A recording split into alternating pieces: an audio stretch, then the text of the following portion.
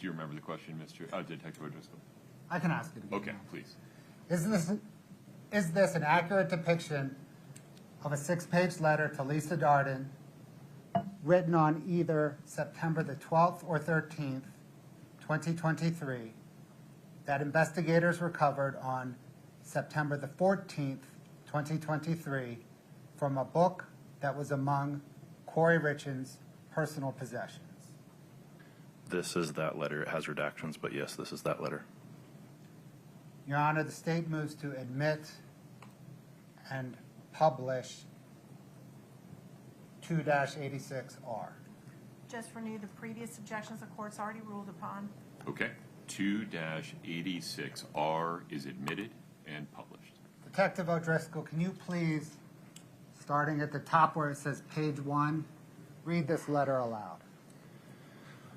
Page 1. Walk the dog, but take vague notes so you remember. Here is what I'm thinking, but you have to talk to Ronnie. He would probably have to testify to this, but it's super short, not a lot to it. He will need to tell Sky at the meeting next week. Upon information and belief, just like they say, a year prior to Eric's death, Ronnie was over watching football one Sunday, and Eric and Ronnie were chatting about Eric's Mexico trips. Eric told Ronnie he gets pain pills and fentanyl from Mexico from the workers at the ranch.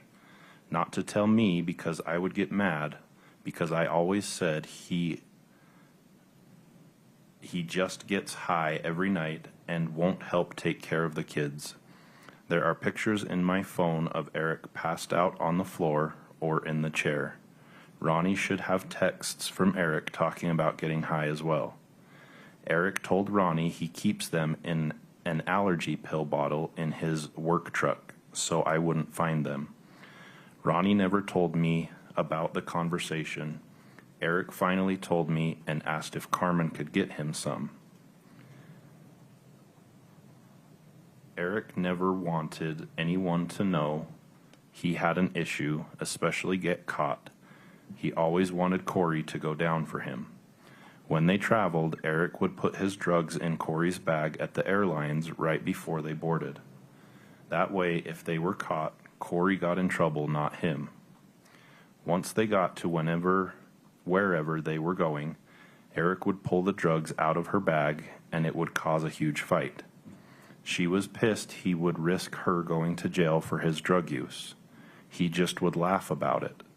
Eric couldn't ruin his image that he had drug issues, so he would do whatever he had to.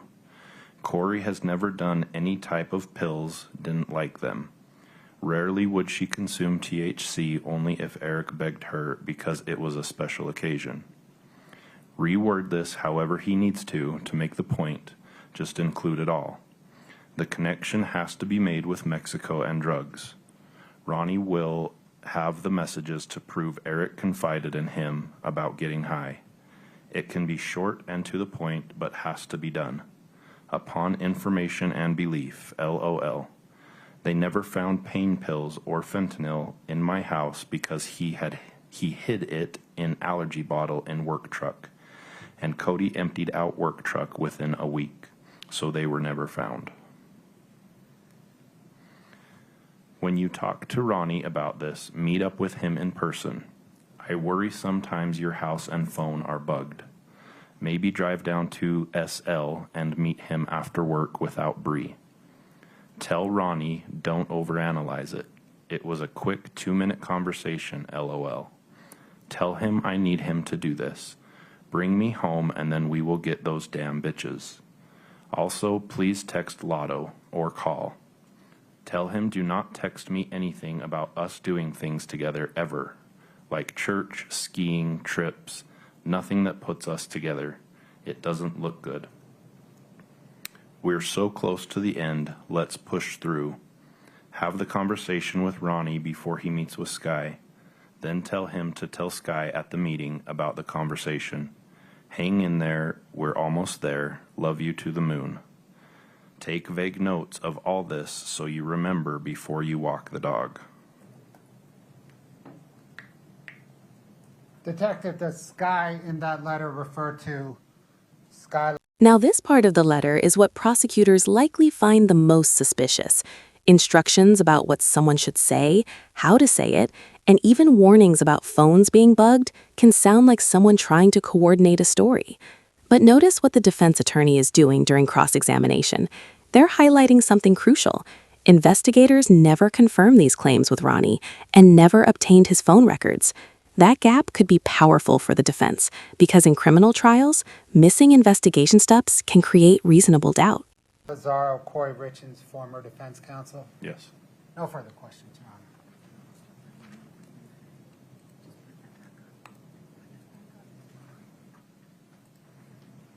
Ms. Nestor, please.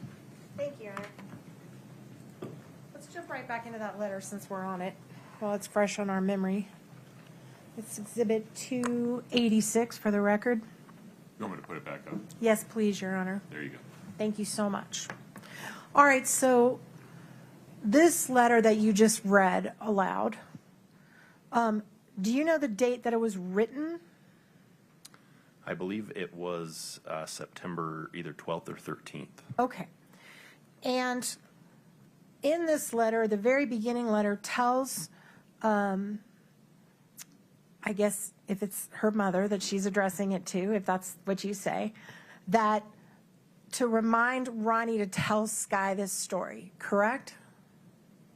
Well, what part are you referencing? The story about what Eric told him about getting fentanyl from Mexico.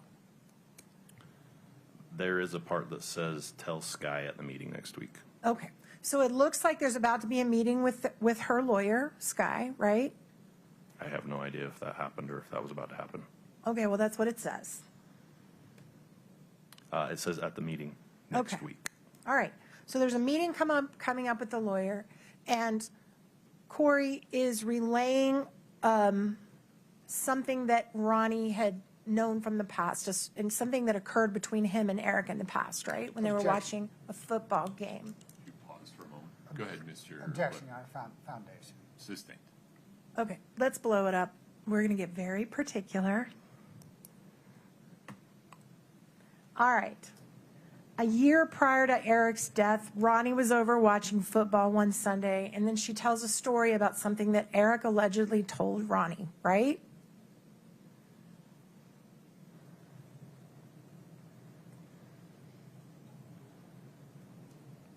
And just by the way, if you could go up just a little bit above that. Wait for the answer. Wait, before Okay. let me rephrase. Katie, if you could go back up to he will need to tell Sky at the meeting next week, just start right there and then highlight. And then thank you, I'll rephrase. You're withdrawing that question? Yes, sir, I Okay, am. Understood. So he's going to need to tell Sky next week about a year prior to his death, something Eric told Ronnie, allegedly, right? About his trips to Mexico. Your Honor, there's no question there. It ends in a question mark. Thank you, Your Honor. Right? It includes the word allegedly. Yes. Right? Hold on, any other objection? Your Honor, perhaps you could just re-ask it again. Sure. One more time, Ms. Nestor. In the letter, because you said you weren't sure, so we're looking right at the letter. In the letter, she says at a meeting with Sky next week, and she talks about Ronnie telling a story about a year prior to Eric's death, Ronnie being over watching football one Sunday and talking to him about his trips to Mexico, right? That's what the document says. Okay. As the chief investigator of this case, did you ever go to Ronnie and say, hey, did this happen? I believe investigators reached out to Ronnie. I don't think it was me, but I believe one of the other investigators reached out to Ronnie for interview and were not able to talk to him. So the answer is you were never able to confirm or deny with Ronnie whether this actually happened. I was not. Okay, let's go to the next page. Then she tells a story about Eric putting drugs in her bag at the airlines right before they board. You see that? Can you highlight it, please, Katie? Now, that story has been verified by Allie Staking, her friend that testified before this jury, correct? Objection, Your Honor, foundation. Have you been sitting in this? the objection's overruled. Thank you, Your Honor. Is that right? Could you rephrase the question? That story about Eric putting drugs in Corey's bag when they would travel and causing a fight was verified in this. Listen carefully to what's being read here. The letter claims Eric Richins allegedly hid drugs in Corey's luggage while traveling, so she would take the blame if they were caught. That's a serious allegation, and the defense is clearly trying to plant reasonable doubt about Eric's behavior and possible drug use. But here's where things get tricky legally. A letter making claims isn't the same thing as proof. Unless investigators can confirm those claims with witnesses, messages, or physical evidence, the jury have to decide whether this is truth or a story crafted after the fact. This courtroom by Ellie Staking under oath. Is that correct? I listened to Ms. Staking's testimony. She told of one incident when that happened. Okay. This says Eric would, as if it happened multiple times, so I don't know. I just know what I heard Ms. Staking testify to. Did you ever ask any of Corey's friends or family if they knew of situations where it had happened before? Where what had happened before? Where Eric had put drugs in Corey's luggage when they traveled? I don't recall asking that specific question, but I think I heard about it coming up. I don't remember who the conversation was with, but I think I had heard something to this effect before. Was it involving a trip to Mexico? Not specifically, no. Okay. Do you remember where the trip was involved? I don't. Sorry. So at least someone in your investigation did at least suggest that they knew of another situation besides Hawaii where Eric did this. No, I don't know if it was a separate one or if they were referencing the same one. I don't Okay. know for sure. All right.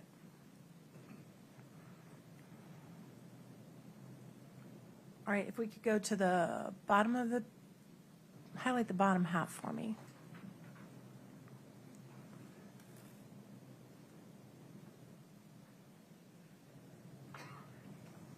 All right, there's references in here that Ronnie will have messages on his phone to prove Eric confided in him about getting high, right?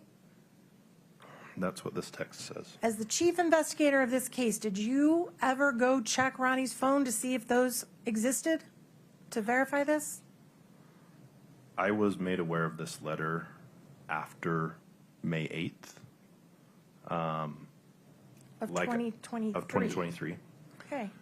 Like I said, I believe investigators reached out to Ronnie to talk to him in general about the case, and he denied letting us talk to him. So, no, I was never able to confirm this with his cell phone. So we sure have sat in this courtroom and listened to a lot of testimony about search warrants to seize phones. You know how to do that, right?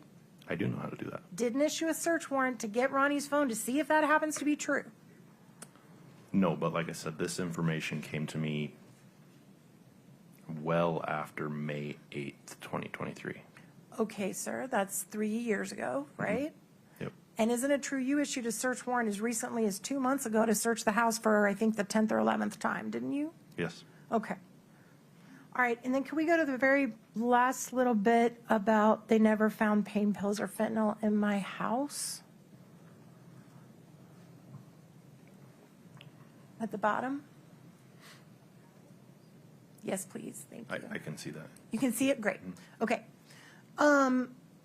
So, again, this refers to the previous page where Eric allegedly told Ronnie that he kept his drugs in an allergy bottle in his work truck so that Corey wouldn't find it, right? Objection foundation, that's not what the previous page says. We just go back to the previous page. Sure. We'll use the This is a huge moment in the trial. The prosecution has just introduced what investigators call the walk the dog letter. And if the jury believes this letter was written by Corey Richins to coach someone on what to say, it could suggest an attempt to shape testimony or influence the investigation. But here's the twist. The defense may argue this letter is simply notes or speculation, not proof of wrongdoing. So here's the big question for you watching. Is this a deliberate attempt to control the narrative, or just a desperate person trying to explain what happened? Absolutely. Katie, can you go back to the first page and find this section in there about where he kept his drugs?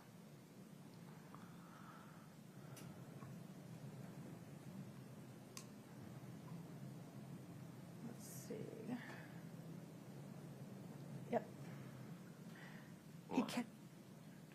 Eric told Ronnie he keeps them in an allergy pill bottle in his work truck so I wouldn't find them. Isn't that what that says? The whole sentence says Eric told Ronnie he keeps them in an allergy pill bottle in his work truck so I wouldn't find them. And by the way, this was seized September 14th of 2023, correct? I believe so, yes. And at that point, had you revealed to Corey that you had found an empty hydrocodone bottle in Eric's nightstand the day of his death? Had you ever revealed that to her or her lawyer at this point? I personally didn't find the bottle.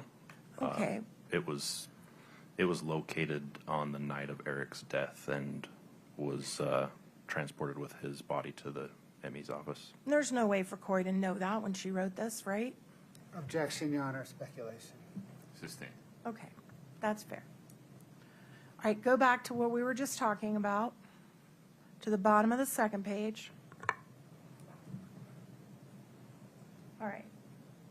The never found pain pills or fentanyl in my house because Eric hid it in an allergy bottle in the work truck, right? So that connects to what we just saw on the first page of what he allegedly told Ronnie, right? What is your question? Yes, I can see that this document says that. And the next sentence says, and Cody I'm sorry, it's cut off on my screen, but not that one. I'm going to share a screen with the jury.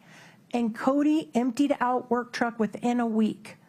We've heard that verified by Cody in this courtroom that he said to the jury under oath, correct? While you were sitting in here. Objection, foundation, I don't think that's what he said. Sustained. You got to rephrase. Did Cody come pick up the work truck within a few days of Eric's death? I'm not personally aware. Did you sit in this courtroom and hear him testify to that? I believe so. Okay.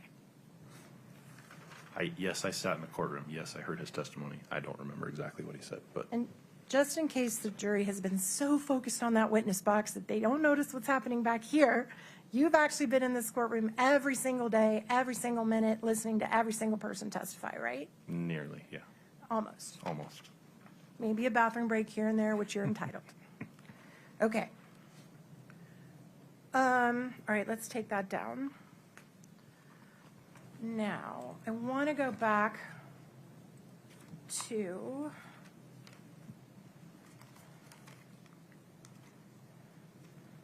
by the way, the just last little thing on the walk the dog letter, and then I swear I'll quit beating a dead horse.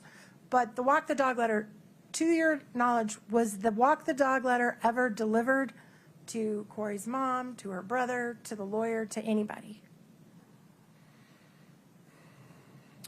I don't believe so, not to my knowledge. Okay, thank you.